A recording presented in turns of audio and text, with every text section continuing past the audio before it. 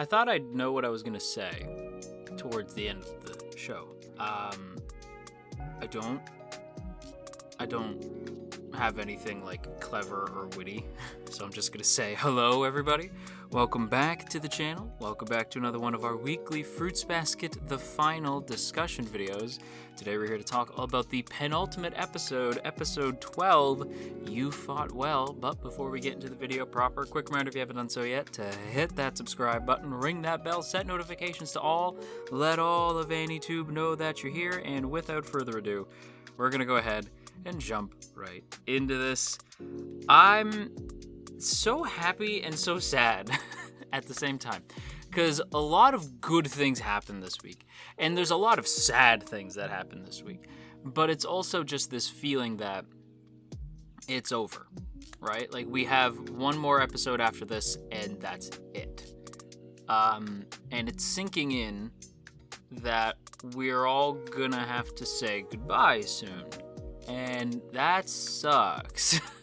There'll definitely be one more video, probably in the same time slot, like that'll drop the week after Fruits Basket's over, and that'll be like the big podcast that we did before. So that'll be like you know, like the Thought Bubble Crew, Flora Red. We're gonna get Sun on there, so that's still gonna happen, but it's sinking in that like after that, that's it, and there's not going to be Fruits Basket content on the channel anymore, at least not until they inevitably do something with either the prequel thing with Shigure and them, or that eventual another series, which I'm starting to understand what another is going to be about. But if they do those, then hell yeah, I'll happily come back. But am I banking on it? No. I think, not even no. I feel like that will happen eventually. This show was big, man. Like, Fruits Basket, like, not only did it please former fans who were, like, manga fans, right? Or, like, former fans of the anime, like the OG anime, but, like, everyone I knew was watching Fruits Basket. Like, everybody I knew was watching it. Well, almost everybody. And when something's that popular, it's kind of unheard of to just not do some kind of second series, whether that's a prequel or a sequel. And we have both a prequel and a sequel to Fruits Basket, and they could easily be adapted into like a movie or maybe like an OVA series or something, like a short, maybe like 6-episode run for the prequel, or a movie. I would love a movie. But, you know, you could do something there. But this is it. Right, like, and I'm happy and excited to see it come to a conclusion, but I'm sad, right? Like, that's the thing that Fruits Basket tells you, is like, it's okay to be sad. It's okay. Saying goodbye is hard, right? Like, saying goodbye sucks. It's hard. It's difficult. Nobody likes doing it, but it doesn't mean that you can't also be excited for whatever's coming after, right? Like, I'm excited to see whatever TMS works on after this, whether it's more Fruits Basket, like movie stuff or OVA stuff, or whether it's just whatever their next project is. They're still doing Dr. Stone, and I'm very much enjoying that as well. By the way, if you like Fruits Basket, you should check out Dr. Stone. Same studio. The vibe is similar, but it's more of a shonen. But it's similar. When I say vibe, I just mean like it's heavy on the emotions. But it's very funny as well. But like Fruba. Because Fruba was funny as well. Even this episode has some scenes in it that makes me laugh. Like, I'm probably showing friggin' Ritsu, because I was like, Ritsu! My boy! I was so stoked to see him. But it's, you know, I'm excited for what comes after this. And I'm happy at the people who have stumbled across this channel along the way. And I'm happy to say that I've met, like, some cool people through Fruits Basket, and it's been a privilege to watch this show. That's the best way I can sum it up. Is I feel better having watched it. You know, like, I feel like I'm a better person having watched Fruits Basket, which is not something I usually say about a fictional show, like a fictional story with fictional characters, but I genuinely feel better as a human being having experienced it, and so I can't thank Takuya Sensei enough. If I'm upset now, I can't imagine what I'm going to be like in the finale. Anyway, the thing that I want to really zero in on, there's a few things, and the first of which is, of course, Yuki and Machi. Because Yuki and Machi, perfection. I loved this scene. There was a lot of people who asked, like, where was Yuki, like, during the whole, like, bond severing scene.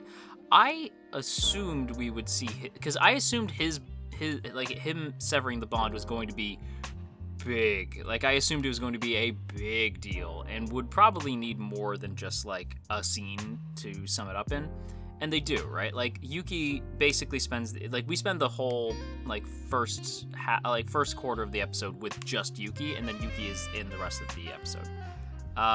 But Yuki gets this big moment where he runs to Machi, and it's the cutest friggin' thing ever, because all these people are like looking at them because they're in like the middle of this like shopping district, like right in the middle of this like square, and they're all looking at them because everyone's like, this is cute as hell. What the hell is it? Like, because if I saw this Yuki Machi thing happening, like, and I was sitting nearby, I'd be like, oh, this is cute as hell, right? Like, I would have been the dork who claps, like you go, Glen Coco, you fall for you, Glen Coco, you go, Glen Coco, right? Like, I would have been all about it if I saw that in person. I would have been over the moon, because like it's cute as shit. Like, when these two finally kiss, it was so good. But I love that it's this double whammy for Yuki, right? Like, Yuki is like, there's something I have to tell you, but the thing I have to tell you is, and then the bond snaps, right? And it's like, oh shit, right? So like, it happens at the worst time, right? Like, so it's like he's just about to tell her how he feels, and then the bond snaps.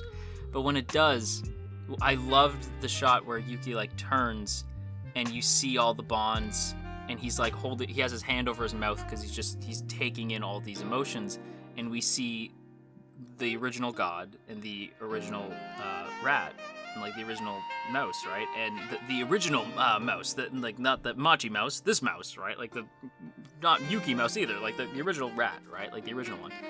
And he's looking up at Yuki, and at first I thought it was the rat talking, because it says, thank you for keeping, you're the last one. So Yuki was the last bond to get severed. And Yuki says, thank you for holding on to the promise for as long as you did, the original promise, right? And you see God, like, take the rat into his hand, and they leave.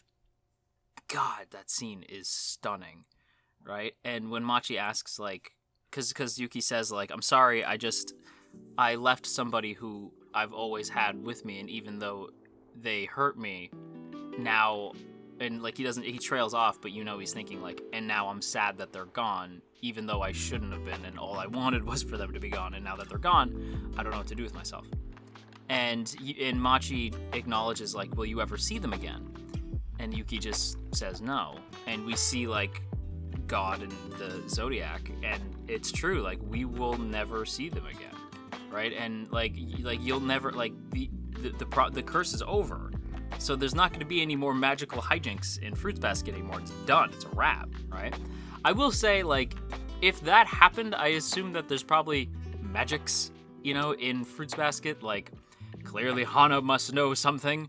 But the great, like, magical thing of Fruits Basket is gone. And it was just, like, acknowledging that, like, this chapter of their life is over. And it was very heavy. But I loved that this then segued into Yuki and Machi just, like, confessing and having a big kiss, and it was super sweet, and I loved it. The Machi-Yuki moment, to me, it was just this mix where I was just so proud of Yuki, right? Like, Yuki spent, like, most of the show grappling with who he was, right? Like, grappling with, like, himself and what he deserves and what his life means, and like just he was always like reserved and like distant, but now he's much more open. Like it's it's that feeling, like, because Machi says, like, you must have felt like a weak deer, and like it's true, he did. He felt like like a fragile deer, like at many points, right? Like just this like baby deer who couldn't stand up straight. Without help from Toru, right? And Machi like zeroes in on that, and she says like, I knew that you had to feel the same way I did. That's why you found me.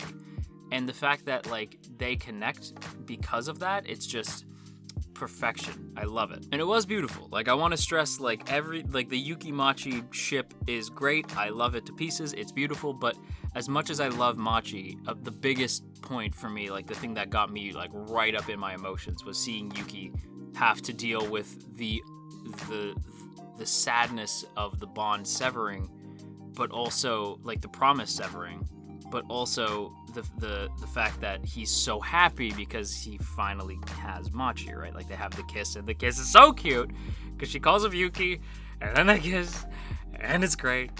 But it's this mix of emotions, right? And I felt like, just again, Nobunaga like just absolutely kills it as Yuki, and it's flawless. Like, they just did a really, really good job. But not the only couple this week. Obviously, there's other couples.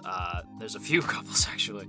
But the other one is, of course, Shigure and Akito. I feel like Shigure and Akito, to me, again, this is another situation where one character stands out a bit more in terms of, like, the emotions. Like, Shigure, like Shigure has, like, you know, Shigure's an ass. We've talked about this before, but he knows what he wants and he goes after it, and I kind of have to respect that, even though he's a monster at times.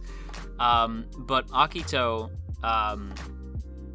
like, changing the way that she does is crazy. Like, it's funny because they say, like, where's Akito? Like, Akito hasn't shown up yet. Like, this is weird, right? Because, like, they're all getting together. And I love that there's that scene where Yuki says, like, I thought things were going to be awkward after the curse broke, but, like, we're all still bonded. Like, we're all still together.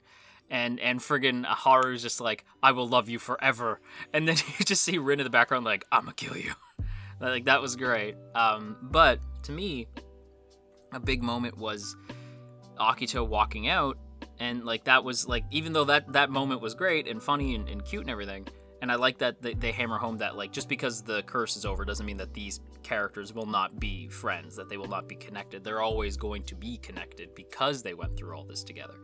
But what hit harder was obviously the Shigure Akito thing, and that's Akito. That starts with Akito walking out, and you find out why she took so long, and it's because she was getting dolled up, and she's in a kimono, and she looks friggin' great. Like, I was, like, legit, like, my jaw was on the floor. I was like, Akito got it going on. Akito fine as hell. I mean, Akito's always been kind of fine, but, like, Akito fine as hell. Like, I was like, okay, I see you, Akito. She looks great. I was like, holy shit. I love that Ritsu's like, did you get my cross-dressing? Did you catch my cross-dressing habit? Oh, no. And Akito's like, no, you idiot. Right? Like, no. It's just, you guys are returning to your original selves. So am I. Akito is owning her femininity, and I love it. Like, I was just like, hell yeah. Screw Ren. I'm shocked we haven't even seen Ren yet. Because I assumed, like, there was going to be, like, at least one final confrontation between Akito and Ren, but no. At least not yet. But you know what? That's fine. Ren sucks anyway. So, Akito is, like, to me, Akito owning her femininity is enough of a screw you to Ren that it's satisfying enough for me as it is. But Akito walks out and, you know, tries to apologize but can't quite get the words out, and you know what? That's okay. It's still really early, and I get it, right? Like, I was watching it, and I was like, you know what, Akito? I get it. I don't really blame you. It's a lot to take in, and it's a lot to say I'm sorry when you've done so much bad. Like when you've put so much bad into the world, it's hard to then try to take it all back, you know? So Akito trying to say I'm sorry, but not being able to is very within character and also very human, right? Like, not many people could say I'm sorry after everything that they've done when it's that much, you know? So instead, Akito just kind of stumbles over her words and then goes to look for Shigure and finds Shigure in the same spot that Shigure is in the flashback where he's reading and she's, like, younger, you know, and they're, like, talking to each other. But this time, he's still reading a book, but this time Akito is, you know, in her kimono and everything, and she walks over and explains that she's gonna stay, that she has a lot of amending, like she has a lot of mending to do. She has to make a lot of amends. And the Somas still need a family head, so that's where she's gonna be. And Shigure's like, so you want me to still do the whole family head business? Right? And she's like, I mean, like, yeah, like, if you could. Right? So it's this moment of like, I mean, she has to, you don't have to, but like, that's when Shigure, you know, just, she says, I love you. And he's like, and I love you too for as long as you'll have me. And then they kiss and it's cute. I will say, like, before I used to be like, that's my husbando! But now I'm like, my husbando's Hattori. Me and Teach can just share Hattori, it's fine. But Akito and Shigure do walk out of this show as two of the most interesting characters in the whole thing. Like, I love certain characters just as much, if not a little bit more, but they are far and away the most interesting characters. They go through the most, they have the most sort of ambiguous nature to them. They always remained the most intriguing, even now. And that's saying something, because Takia writes all these characters to be very intriguing, and you want to know more about them, even Ritsu. But these two ending up together, like, I'm sure some people are gonna be like, but problematic, and I'm like, shut up, I like it. I like that these two end up together, because screw it, this is what Shigure and Akito wanted the whole time. It's what Shigure planned for. If it doesn't work out, then I'd be upset, because it was all that work for nothing. So to me, I like that they end up together. I'm sure some people are gonna scream problematic, but I like it. However, it's not the only ship, of course. We also have Kyo and Toru. This video is definitely going to be long. But we have Kyo and Toru. This one, I'll admit, I have less to say because we had so much to say last week. So I have a little less to say about them this week because it's basically just retreading water. But it's a big moment for Kyo, where Kyo explains to Toru that, you know, he wants to, like, now that he's human again, he wants to really try to connect with other people. He used to have a free pass where people would ignore him and he felt like justified because he was the cat. But now that he has this chance to interact with others and actually, you know, become a part of the world, he wants to go out there and do it. And in order to do that, he wants to leave. And I'll admit, like, this is the one part of the episode where I was like, huh? I don't know if I like that. But Kyo wants to leave to go train with a friend of Shishio's, like a friend of Kazuma's, who also has a dojo. And Kyo is going to go train at this dojo, and he's going to come back. He's going to come back to town eventually when he's done his training. But after he's done training, he's going to come back and he's going to help Kazuma and take over for his Shishio. Right? Like, he'll take over for Shishio, and he'll run the dojo. So eventually they will come back to town. Like that is a big relief for me because I'm like, okay, eventually they'll come back. Because my thing is, I'm like, I hate the idea that after everything these characters went through together, that they're not going to stay together. Like, not Kyo and Toru. I mean, like, Toru and all her friends, Kyo and the Somas. Like, I really didn't like the idea that they were just going to leave. But they don't. Like, they're clearly coming back. But they do have to go away for a little bit. And he approaches Toru with this. And what I love is that in my head, I'm like, it is kind of selfish that he's asking her to, like, leave her friends and go with him, right? It's like, it's selfish, but that's also what being in a relationship is, right? Like, you have to be selfish sometimes. Like, one side kind of has to be selfish and the other side has to give in, and then vice versa. Like, the other side has to give in and the other side has to be selfish.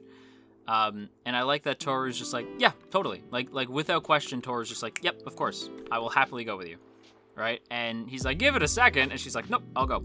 And I love that, because I love that Toru just has that much faith in Kyo. And she says, like, I'm stubborn. And I'm like, me too, Toru, me too. Like, Toru explains to Kyo that she's stubborn. And once she makes up her mind about something, she's going to do it. And Kyo's like, I mean, yeah. Like, Kyo just knows, like, yeah, that's true. So I guess they're just going to go do that. And again, like, I like that Kyo says you won't see your friends as much as you can now, because it's really far away. We don't say how far away is far. They just say really far away. Right? They don't say, like, a specific town. It's just really far. And he says, like, you won't get to see your friends as much as you do now. So it's like, it's not to say that in this span of time, Toru isn't going to see Uo and Hana and Yuki and Haru and Rin and all those characters, and Shigure and, you know, Momiji, everybody. It's not to say that she won't see these characters again. Or like, not again, but like that she won't see them in this span of time, right? Like in however long they're going to be gone for. She'll still get to see them. Like, I assume she'll see them like a few times a year, like for however long they're gone. I assume it's going to be like a year or two that they're gone. Maybe more, I don't know. But I'm comfortable with it if they still get to visit, you know what I mean? Because it's like, I don't really like that they leave, but I'm more okay with it if they explain that they still get to visit each other every once in a while, and Kyo says that, so I'm like, okay, cool, that's fine, I'm okay with that. I know that's like me being like emotional about it, like kind of irrational, but like it is what it is. Like, it's a fictional story. I want them to have a happy ending, and I want everybody to just be friends and stay together. So I was like, okay, that's fine. I can respect that. But the biggest thing is Toru saying, I refuse to believe that my mom would tell you what she told you. Like, I refuse to believe that she wouldn't be happy that I'm going with you, so I'm going with you. And Kyo has this beautiful ass moment where he says, like, I'm taking her with me, and I'm gonna keep that promise to you. I'm late, but I hope we're cool. And I was like, damn. And then the episode ends with Kyoko. And my heart friggin' breaks. Because Kyoko, like, we see the smoke from the grave, and we hear Kyoko go like, wait, why can't I see? Like, or not why can't I see, but like, why can't I feel anything?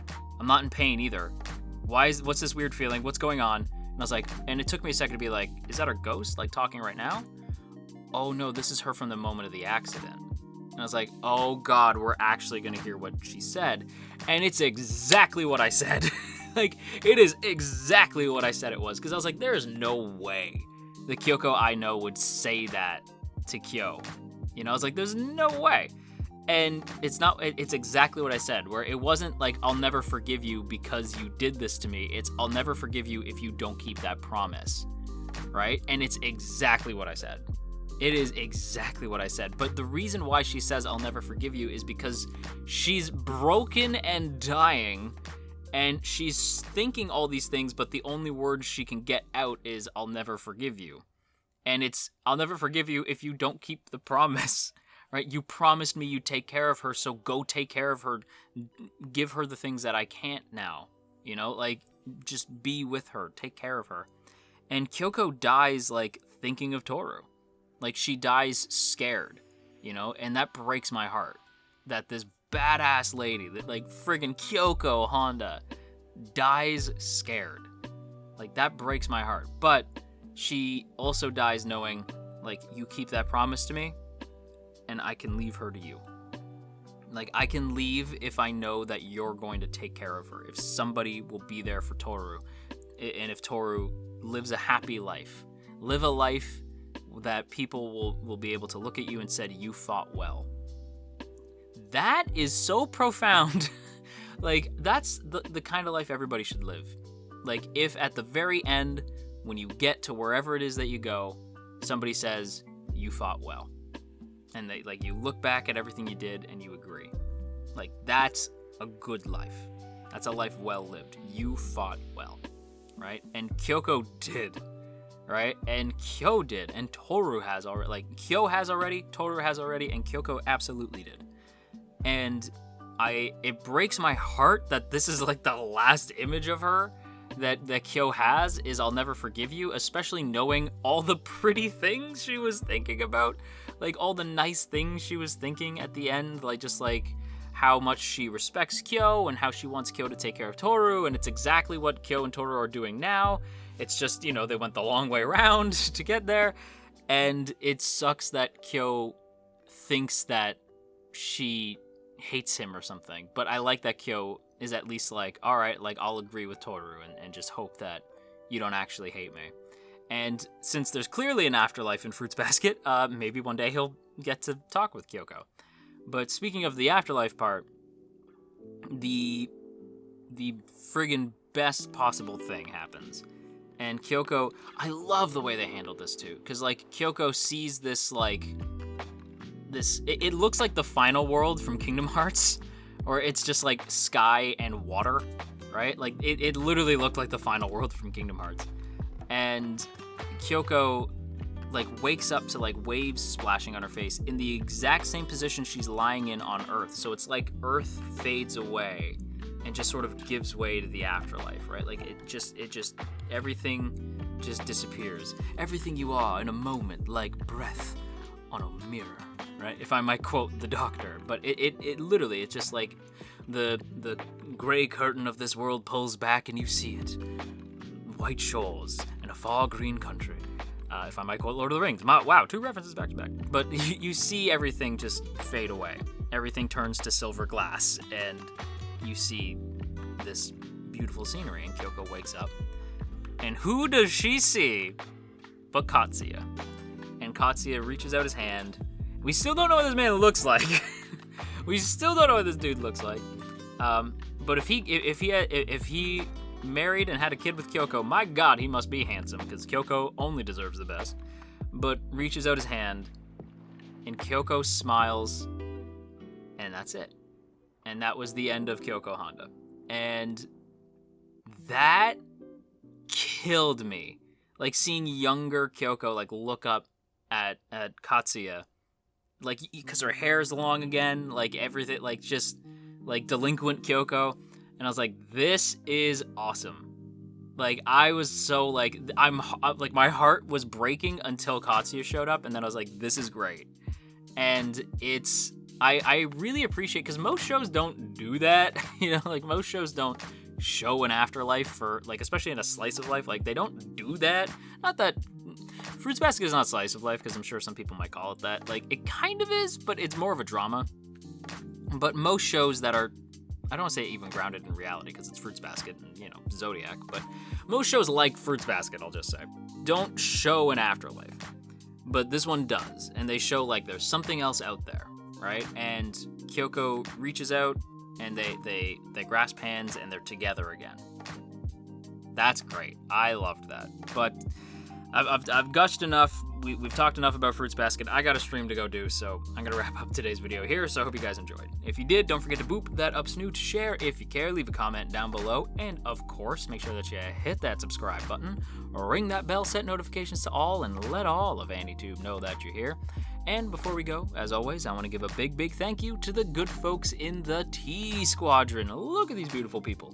Look at all these beautiful names, and hey, if you'd like to join these beautiful people, there are 2 ways to do so. The first is by hitting that join button right beside the sub button. It gets you a badge next to your name, some emotes to spam in the comments, and of course your name scrolling past the screen. Or for just a single $1, you can check out that Patreon link in the description. Also gets your name scrolling past the screen. Either way, super appreciated. So once again, a big thank you to the good folks in the T Squadron. I am still emotional. I will continue to be emotional right through to the end of the year. But yeah, I'm gonna go. Okay, bye.